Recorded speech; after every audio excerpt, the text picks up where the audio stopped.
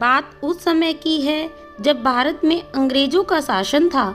एक बार उदासी संप्रदाय के महान संत स्वामी रमेश चंद्र जी बिहार की यात्रा पर थे।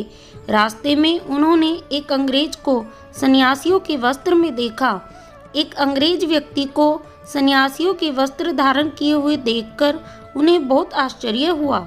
उन्होंने उस अंग्रेज के पास जाकर उससे पूछा, श्रीमान, आपने यह सन्यासियों का वेश क्यों धारण किया है? ऐसा पूछते ही उस अंग्रेज की आंखों में आंसू आ गए। स्वामी जी ने उससे पूछा, क्या बात है, रोते क्यों हो? तब वह अंग्रेज बोला, मेरा बहुत सारा समय यूं ही व्यर्थ हो गया। मेरा जन्म भारत में नहीं हुआ, इसका मुझे बहुत अफसोस है।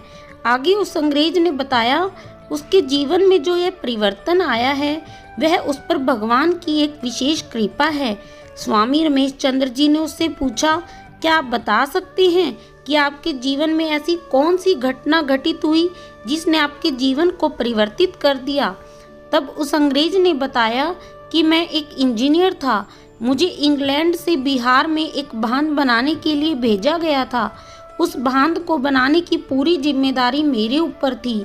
मैंने यहाँ पर आकर उस बांध को बनाने का काम शुरू किया। धीरे धीरे बांध बनने लगा। बांध अभी कमजोर ही था कि एक दिन बहुत जोर से मूसलाधार बारिश होने लगी। वह बरसात इतनी तेज थी कि उसे देखकर मैं भी भयभीत हो गया। मुझे लगने लगा कि कहीं यह बांध बारिश के पानी के वेग से टूट ना जाए।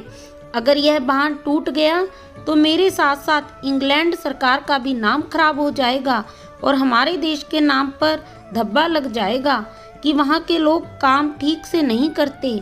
बांध का निरीक्षण करने के लिए मैंने उसी बारिश में बांध पर जाने का फैसला किया। बारिश रुकने का नाम ही नहीं ले रही थी और बांध में दरारें भी दिखाई देने लगी। उन्हें देखकर मेरा मन बहुत व्याकुल हो गया। मैं सोच रहा था, यदि यह बांध टूट जाएगा तो भी मैं इस बांध के साथ ही बह जाऊंगा और अपने प्राणों का विसर्जन कर दूंगा। यह सोचकर मैं उस बांध की तरफ बढ़ा। मार्ग में मैंने कुछ मजदूरों को एक छोटे से छप्पर में बैठे हुए देखा। वे सभी मजदूर एक छोटी सी मूर्ति के पास बैठकर बहुत ही मस्ती में भजन गा रहे थे। मैं उनके पास गया और उनसे पूछने लगा कि आप लोग क्या कर रहे हैं? उन मजदूरों ने बताया कि ये हमारे भगवान श्री कृष्ण और श्री राधा जी हैं। हम इनसे प्रार्थना करते हैं और ये हमारी प्रार्थना सुनकर हमारे सभी दुख दूर कर देते हैं। मैंने उन मजदूरों से पूछा, क्या ये मेरा भी दुख दूर कर सकते हैं? मजदूर बोले, ये सभी का दुख दूर करते हैं। ये हम सबके पालनहार हैं। इनका तो काम ही है सबके दुख दूर करना। आप हाथ जोड़कर इनसे प्रार्थना कीजिए, ये आपकी भी पुकार अवश्य सुनेंगे। तब मैंने कहा, मुझे तो प्रार्थना करनी आती नहीं, इसलिए आप सब लोग मेरी तरफ से इनसे प्रार्थना कीजिए कि यह बांध टूटे नहीं। अगर इस बारिश में यह बांध टूट गया तो मैं भी जी नहीं पाऊंगा। वे मजदूर बोले, हम भी प्रार्थना करते हैं और आप भी कीजिए। इसके बाद मैं आंखें बंद करके भगवान श्री कृष्ण और श्री राधा जी से प्रार्थना करने लगा। थोड़ी देर बाद जब वह सत्संग पूरा हुआ तब उन मजदूरों ने मुझसे कहा, आप बिल्कुल चिंता मत करें, भगवान सबका भला करेंगे। मजदूरों की बातें सुनकर मुझे कुछ तसल्ली हुई, लेकिन कुछ देर बाद मैंने देखा कि शाम होने लगी थी और अब तो बारिश पहले से भी तेज हो गई थी। ऐसी भीषण बारिश को देखकर मेरा दिल बैठा जा रहा था। इस बार मैंने पक्का निश्चय कर लिया था कि अब यदि यह बांध टूटने ही वाला है तो मैं भी इस बांध के साथ ही बह जाऊंगा और इस बांध के साथ मेरा भी अंत हो जाएगा। यह सोचकर मैं उस घनघोर बारिश में उस बांध के ऊपर चढ़ गया और बांध के बीच में जाकर खड़ा हो गया। कुछ ही देर बाद मैंने देखा कि बांध के नीचे दो छोटे बालक मिट्टी से खेल रहे हैं। उन्हें इस प्रकार खेलता देख मुझे बहुत आश्चर्य हुआ।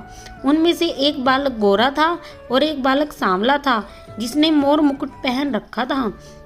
मैंने उन दोनों बालकों को जोर से चिल्लाकर कहा, यहाँ से चले जाओ, बांध के पीछे पानी बढ़ रहा है, यह टूटने वाला है, तुम दोनों बह जाओगे।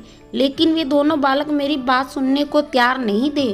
वे दोनों बालक मिट्टी उठाकर बांध की दरारों में भर रहे थे। मैंने बार बार चिल्लाकर उन दोनों बालकों को वहां से चले जाने के लिए कहा, लेकिन वे दोनों बालक मेरी बात ही नहीं सुन रहे थे। तब मैंने बहुत जोर से मजदूरों को आवाज़ लगाई और कहा, जल्दी से यहाँ पर आओ, देखो बांध के नीचे 2 बालक खेल रहे हैं, उन्हें यहाँ से हटाओ। मेरी आवाज़ सुनकर सभी मजदूर दौड़ते हुए मेरे पास आए। जब उन्होंने बांध के नीचे देखा तो उन्हें वहाँ पर कोई भी दिखाई नहीं दिया। मजदूर बोले, साहब वहाँ बांध के नीचे तो कोई भी नहीं है, अब किसे हटाने के लिए कह रही हैं? मैंने उनसे कहा, क्या तुम्हें वहाँ 2 बालक मिट्टी से खेलते हुए नहीं दिखाई दे रहे? मजदूर बोले, नहीं साहब, हमें वहाँ कोई भी दिखाई नहीं दे रहा। मैंने कहा, ध्यान से देखो, 2 छोटे बालक हैं, एक सांवला है, एक गोरा है, उन्होंने मोर मुकुट पहन रखा है। मजदूरों ने फिर से कहा, नहीं साहब, हमें वहाँ पर कोई बालक खेलते हुए नहीं दिख रहे। मैंने कहा, ऐसे कैसे हो सकता है? जब वे बालक मुझे दिखाई दे रही हैं तो तुम सभी को क्यों नहीं दिखाई दे रहे? वे दोनों बालक मिट्टी उठा उठा कर बांध की दरारों में भर रहे हैं, ये तुम सभी को क्यों नहीं दिखाई दे रहा? मजदूरों को समझते हुए देर ना लगी। वे बोले, साहब, लगता है भगवान ने आपकी प्रार्थना सुन ली। वे दोनों बालक और कोई नहीं, भगवान श्री कृष्ण और श्री बलराम जी हैं।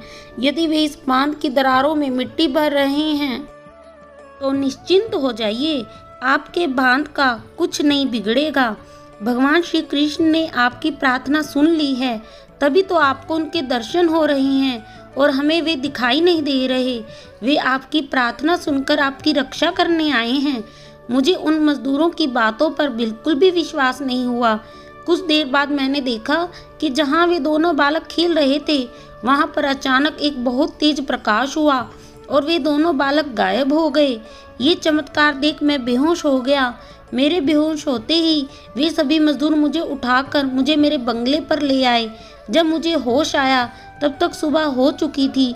सुबह मुझे मालूम हुआ कि पूरी रात बहुत ही तेज मूसलाधार बारिश हो रही थी और ऐसी भीषण बारिश में भी वह अधपका बांध जस का तस खड़ा था, उसे कुछ नहीं हुआ था।